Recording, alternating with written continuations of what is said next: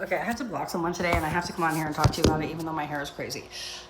They were saying that you can take fish oil if you have a fish oil supplement if you have a fish allergy. And I need to have a come to Jesus talk with every single one of you right now, whether you like it or not. There are people out there that are passionate about things, that want a second way of living because the way that they tried to live, the information that they tried to get, the traditional medical system failed them. I understand that because that in part has been me, and that's why I do this. That's why I'm a dietitian. That's why I've been studying nutrition for a decade.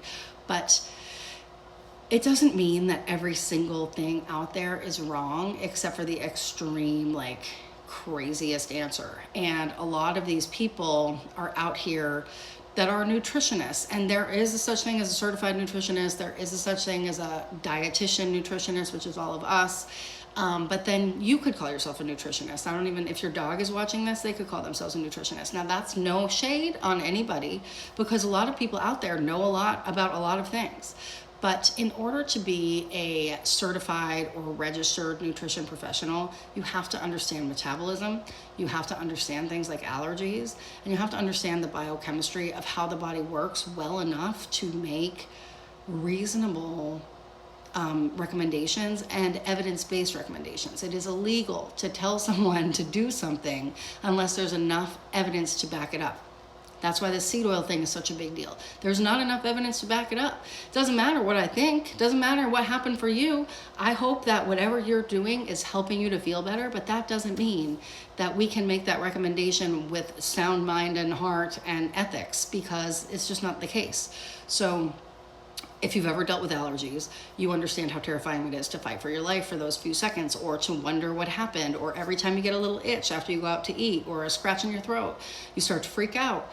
Maybe you got carried out on a stretcher as a young child in the middle of a bowling party, right?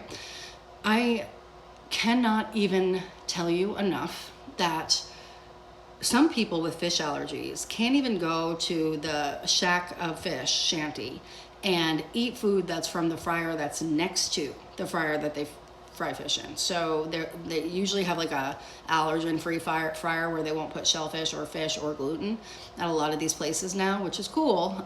But I still have people that have reactions just from that, just from being in this space. So to think that fish oil is purified enough for you to take it if you have an allergy is not true. Okay, yes, it is very, very, very refined, and it has been processed, and the good fish oils are certified to not be rancid, which is another issue that we're having with other oils. So it's a fantastic supplement if you can take it, but if you can't, it has fish in it. So if you are allergic to fish, you cannot take it. Same goes for any of these little like nuanced recommendations. A lot of them are partly true and then partly not true. And I can't stress enough that when someone is passionate about something, they are going to find an answer that makes them feel good. Maybe they'll go on the internet and go searching for something that aligns with how they feel. It's called bias, and there are going to be people who are biased. I mean, look at the whole alcohol thing. The alcohol companies were funding these studies that we've been citing for years that say alcohol is healthy. And I mean, not we, but like many people. But they're all like, you know, it's just been uncovered in the past decade or so, 5 years more so, that those studies were not really unbiased. And so when we think about that, if someone is selling you a supplement for whatever, mitochondria, then they're going to fund a study, and maybe they fund it back ways, upside down, like a backdoor Roth, but they're still funding it. And oh, ta-da, the supplement will heal your mitochondria. Now, if that supplement helps you, that's great. But if it doesn't, and you take it because the study says that it's okay, that it works, understand that's a perfect example of bias. And now you're giving your money to these people who are basically pulling one over on you. So I love supplements. I love nutrition. I love functional medicine. I think that this is the life-saving piece that a lot of us do need. But there is a line, and I need you when you're out here looking around to understand that crossing that line is very dangerous. And a lot of these comments on these bigger creators' posts with thousands, I mean, I had like 400 comments on one of my posts and I about died trying to reply to everybody.